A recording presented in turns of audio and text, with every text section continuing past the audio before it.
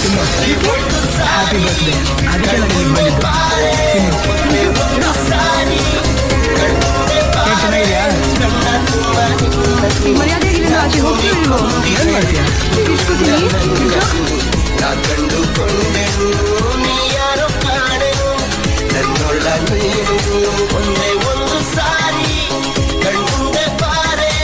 ಸ್ವಲ್ಪ ಬೆಂಕಿನ